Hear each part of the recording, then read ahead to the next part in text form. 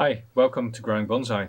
Today in this video I'll discuss how to prune and care for Brazilian rain trees, especially when you're in a temperate climate.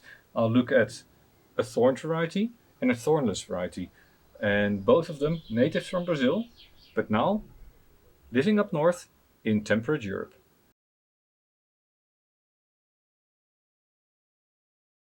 And I have two Brazilian rain trees here on the table, and they're quite different.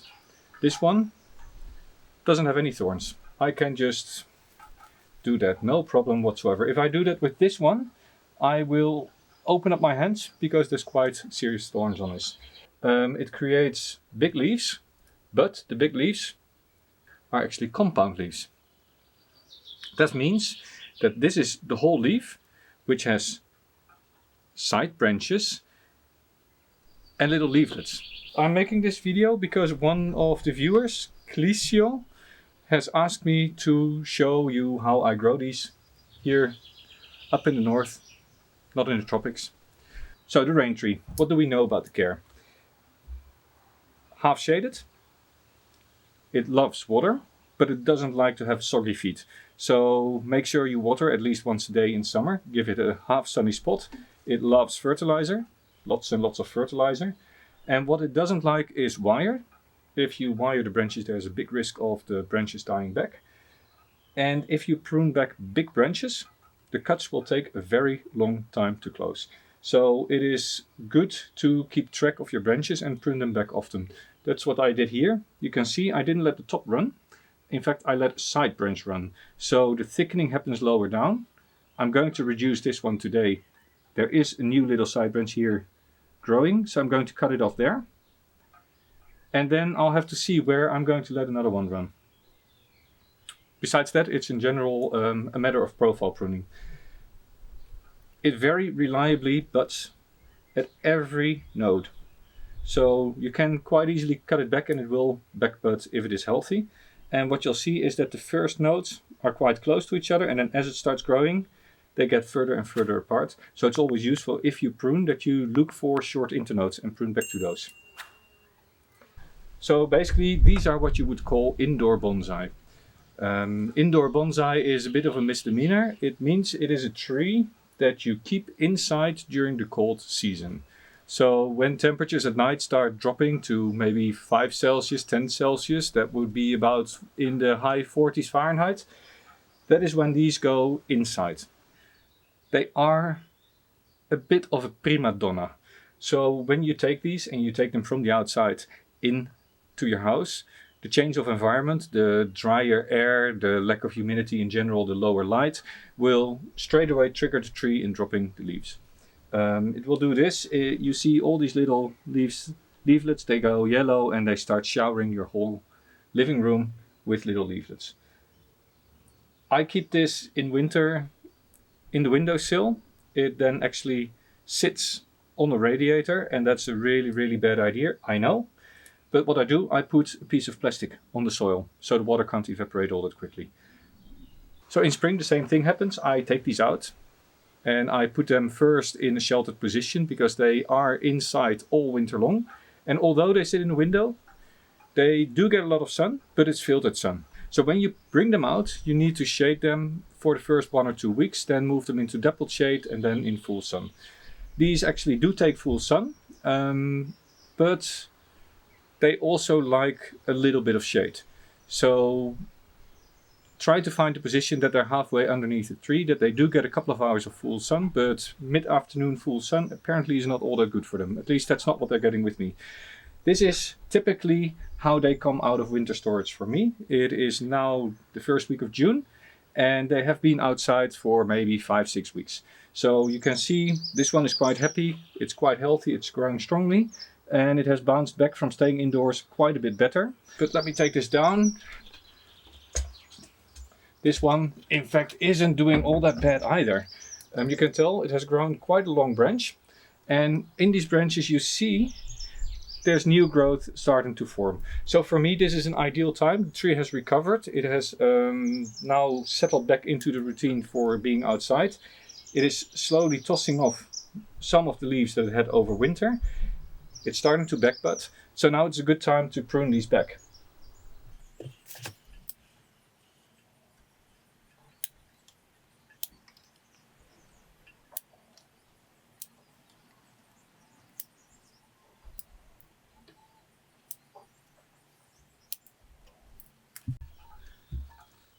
because they don't really like wiring and because they bud so well from every single node. Brazilian Raintree is ideal for clip and grow techniques and directional pruning. And what I mean with that is, if you look at this branch, there's a branch going from each node in its own direction. So if I want this branch to come to the front of the tree, I can clip it right there. Because I am aiming at letting this tree grow a little bit more over summer, and therefore I need to reduce it stronger, I'm going to actually clip it here.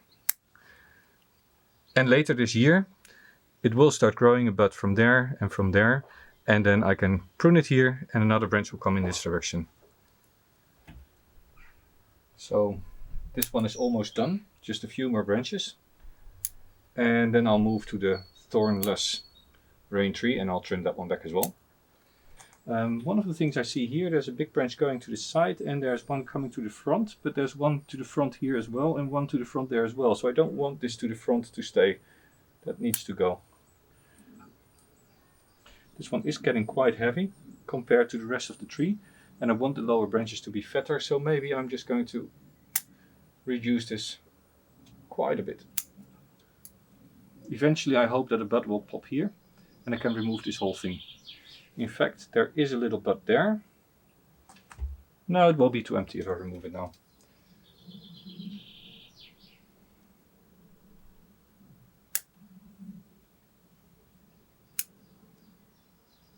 It doesn't really show on this tree yet. It has been peeling quite a lot last year, but you can see here the little lines in the bark. And there's a darker section and there it is darker. Brazilian Raintree has this nice ability to shed the bark.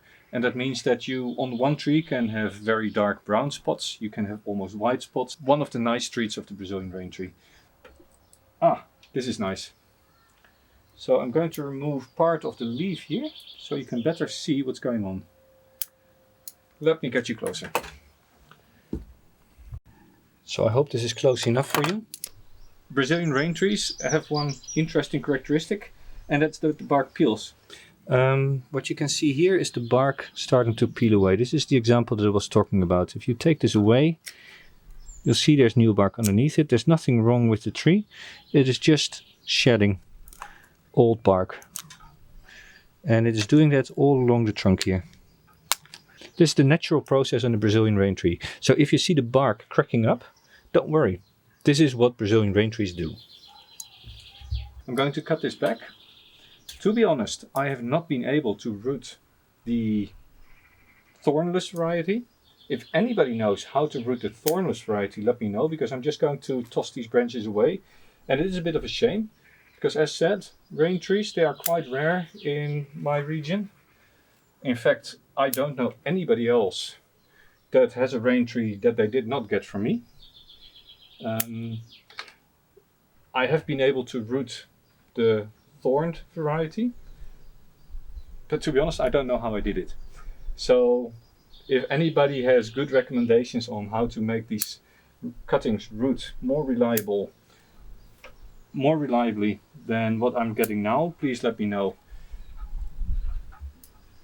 I'm going to be honest with you, I'm not a big fan of this particular tree.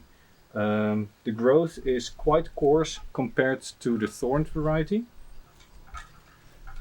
Trunk line is starting to develop, but every winter it just grows long and tall, and I'm afraid to prune it back because in my living room there's not a lot of light. I, out of principle, do not use grow lights on my trees. But it does mean that when spring comes, my trees are somewhat weaker than some other people who grow Brazilian Raintrees. Optimally, you would have a grow light for your tree. I think I'm done pruning. I'm going to show you the other side, because I told you pruning scars only close very, very slowly. And you can see this one here. This is a scar of at least 5 years old, and it's only started to slowly come towards the inside. One question I frequently get when people are in my garden is, why don't you show the Nebari? And this Raintree was grown from a layer or a cutting, and actually over time a nice swelling has started to build here around the trunk. So why don't I show this off? The main reason is this is a tree in development. You can tell it is in a plastic pot, and therefore it is not in a final pot. It is not ready for showing. And roots only develop when they're below the soil. Of course, roots will get thicker when they're above the soil, but only when they're moist will new roots come up along the trunk line. So if you want to get a better Nebari, then first of all, during the repotting, you need to work on the roots, but also make sure you keep it covered. So here you can tell there's some young roots very close to the trunk. This would never happen if I would have the roots, the big roots, which are actually deeper than this, covered. Now next repotting I can take that root and align it with the Nebari. Here as well you see some young roots right on the trunk. So that is why I keep the Nebari covered. I hope this video gave you a little bit of information on the Brazilian Raintree and its care. And yeah, if you like this video, drop me a line, leave me a comment. Let me know what you think, what sort of information is missing.